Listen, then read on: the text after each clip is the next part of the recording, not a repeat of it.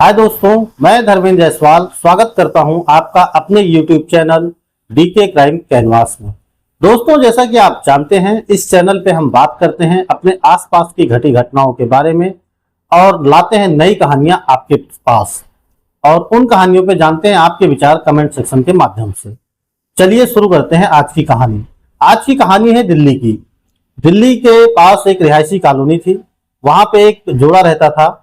लड़की का नाम था शेफाली, उम्र लगभग 32 साल, पत्रकारिता के पेशे से जुड़ी हुई थी वो और यहीं पे अपने पति के साथ हंसी खुशी रहती थी। शेफाली यहाँ आने दिल्ली आने से पहले जब कॉलेज में थी तो उसे एक लड़के से मोहब्बत हुई थी। दोनों ने साथ रहने का निश्चय किया था और उसी से शादी करके उसी के साथ यही मोहल्ले में यहाँ रहती थी, कॉलोनी में।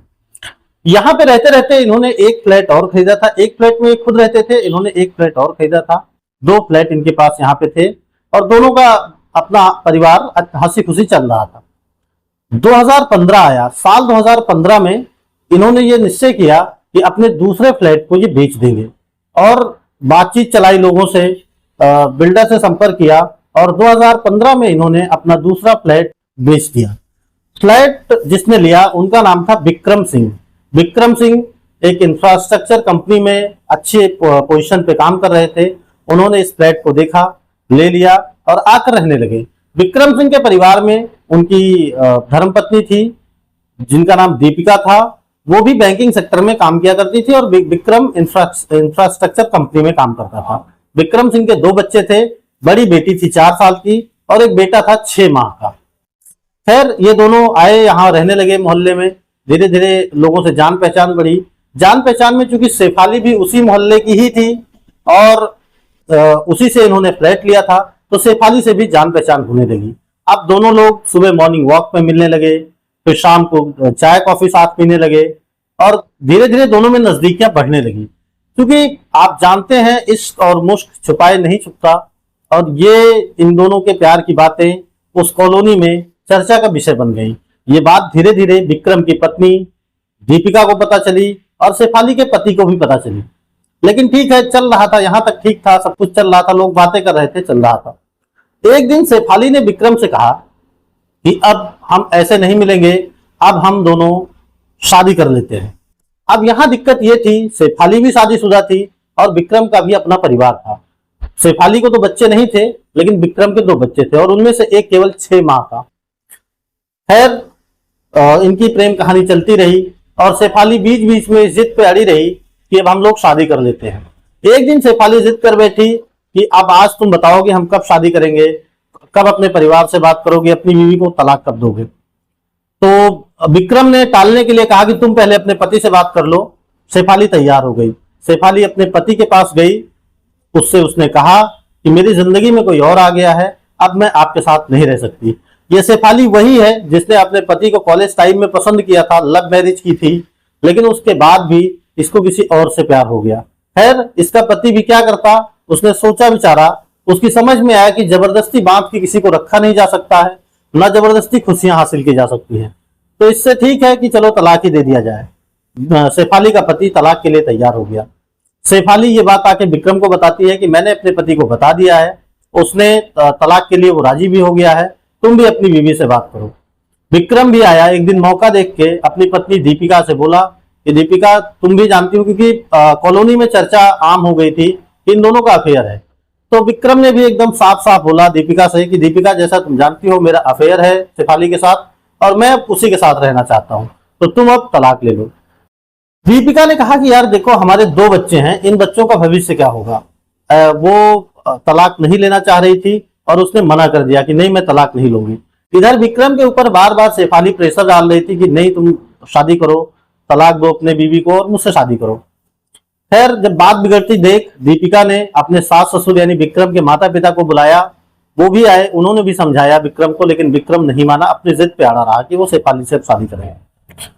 जब बात और बिगड़ती देखी तो दीपिका ने अपने माता पिता को बुलाया यानी विक्रम के सास ससुर को बुलाया। वो भी आए, उन्होंने भी समझाया, लेकिन विक्रम नहीं माना। खैर, ये सिलसिला चलता रहा। इन दोनों का मिलना जुलना ये सब धीरे धीरे बढ़ता गया, क्योंकि अब शेफाली के पति ने कह भी दिया था कि तुम ठीक है कर सकती हो शादी, तो शेफाली थोड़ा और फ्री हो गई थी। और वो विक्रम के साथ ज्यादा से ज्यादा रहने लगी थी। और उसको ये भी खराब अब लगने लगा था कि विक्रम मुझसे प्यार करते हुए अपनी बीवी को ज्यादा टाइम देता है या अपनी बीवी के साथ रहता है, वो भी उसको पसंद नहीं आता था। इसलिए वो बार बार विक्रम को कहती रहती कि अपनी पत्नी से तलाक ले लो। खैर विक्रम भी ठीक है बात करता रहा, बात नहीं बन रही थी। एक दिन विक्रम और शेफाली ने आउटिंग का प्लान बनाया। ये दोनों लद्दाख चले गए। लद्दाख में वही बातचीत कि मैं मतलब शादी कर लो मुझसे, और लद्दाख में ही एक नई खुशखबरी दी शेफाली ने विक्रम को कि वो मां बनने वाली है, उसके बच्चे की मां बनने वाली है। तो बोली कि अब जो भी हो जैसे भी हो तुम जल्दी से जल्दी फैसला लो, और क्योंकि ये बच्चा तुम्हारा है और ये मैं चाहती हूं कि ये बच्चा शादी के बाद ही पैदा हो, तो तुम इसके आने दुनिया में आने से पहले ही मुझसे शादी करोगे, और इस बार हम लोग लौट के जाएंगे तो तुम सीधे तलाक लोगे अपनी बीवी से। खैर इन लोगों की समझ में नहीं आ रहा था कुछ। थोड़ी देर वहां पे रहे ये लोग, थोड़े दिन, एक दिन 2 दिन बिताए। एक दिन ऐसे ही वहीं लद्दाख में ही पहाड़ियों में घूमते हुए शेफाली ने विक्रम को आइडिया दिया कि क्यों ना एक काम करो, तुम अपनी बीवी को भी कहीं घुमाने ले जाओ और ऐसे ही किसी पहाड़ी पे ले जाओ, वहीं से धक्का दे दो। विक्रम को भी बात थोड़ी थोड़ी समझ में आई। उसको भी लगा ठीक ही हम प्यार करते हैं, शादी करनी ही है, और बीवी तलाक दे नहीं रही है तो ये भी कर सकते हैं। और ये प्लान करके ये लोग लद्दाख से वापस दिल्ली आए। विक्रम अपनी वाइफ को लगा मनाने कि चलो कहीं बाहर चलते हैं, आउटिंग करने चलते हैं, घूमने चलते हैं। वो इसी फिराक में लगा रहा कि कहीं घुमाने ले जाऊं और किसी ऊंची पहाड़ी से इसको धक्का दे दूं। लेकिन दीपिका कहीं ना कहीं जो भी था उसके दिमाग में, वो क्योंकि उन दिनों इन दोनों के बीच में झगड़े भी हो रहे थे, तो उसका मन नहीं था घूमने का, उसने मना कर दिया। लेकिन अब विक्रम क्या करे, क्योंकि इधर से लगातार बार बार शेफाली का प्रेशर आ रहा था कि नहीं तुम जल्दी करो, बच्चे की मां बनने वाली हूं, ये वो। फिर विक्रम ने एक फैसला लिया कि वो अपनी बीवी के साथ थोड़ा सा प्यार से रहने का नाटक करने लगा, जिससे बीवी को भरोसा होने लगे कि मैं बदल रहा हूं। और ऐसा करते करते उसने बीवी को अपने भरोसे में लिया। साल आ गया, 2018 चल रहा था। ये जब प्रेगनेंसी की बात हुई तब ये 2018 चल रहा था। 2018 में 24 अक्टूबर 2018 को अंततः विक्रम ने दीपिका को मना ही लिया कि साथ चलो घूमने के लिए, और दोनों ने डिसाइड किया कि दिल्ली के आसपास अच्छा एरिया था नैनीताल का। इन दोनों ने नैनीताल जाने का फैसला किया। विक्रम अपनी बीवी को लेकर 24 अक्टूबर 2018 को नैनीताल गया। वहां गए ये लोग, घूमे उमे, झीलें विले थी, बाकी जगह नैनीताल खूबसूरत जगह वैसे भी है। इन लोगों ने घूमा टहला। लेकिन वहां पे जब जब विक्रम बात करता कि चलो किसी पहाड़ी हिल स्टेशन पे चलते हैं, हिल पे चलते हैं, तो वहां दीपिका मना कर देती। और करते करते अंततः 2 दिन बीत गए, दीपिका तैयार नहीं हुई कहीं जाने को, किसी भी हिल स्टेशन पे। और 26 अक्टूबर 2018 को ये लोग वापस आ गए। 26 अक्टूबर 2018 को जब वापस आए तो दीपिका और के माता पिता भी इसके घर आ गए थे, क्योंकि वो जानते थे इन दोनों के बीच में रिश्ते ठीक नहीं है। दामाद और बेटी घूम के आए हैं तो चलो उनसे हालचाल भी लेते हैं कि क्या हुआ। वो लोग आए, अपना हालचाल लिया, बातचीत की और कुशल से पूछ के वापस चले गए। अब आया 27 अक्टूबर। 27 अक्टूबर 2018 को करवा चौथ पे था। इधर शालिनी एकदम गुस्से में।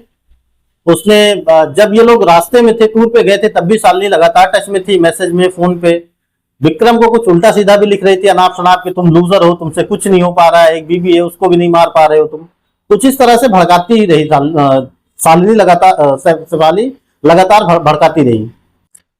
अब करवा चौथ के दिन विक्रम की बीबी ने करवा चौथ का व्रत रखा विक्रम के लिए, और ये बात शेफाली को पता थी क्योंकि एक ही मोहल्ले के लोग थे दोनों लोग। तो शेफाली दिन भर मैसेज करती रही कि तुम लूजर हो, तुम कुछ नहीं कर सकते, तुमसे कुछ नहीं होगा। और फिर अंततः उसने ये कह दिया कि जो भी हो कल की सुबह तुम्हारी बीबी नहीं देखनी चाहिए। और विक्रम को भी थोड़ा सा गुस्सा आया कि यार क्या करें क्या ना करें, वो भी उधेड़ बुन में लगा रहा। शाम हो गई, शाम को दीपिका से लड़ाई होने लगी इसी बात को लेके। लड़ाई होते होते दीपिका धीरे धीरे आ गई बालकनी में। बालकनी में कोने में आ गई, आके खड़ी थी, उससे बहस हो रही थी इसी बात को लेके।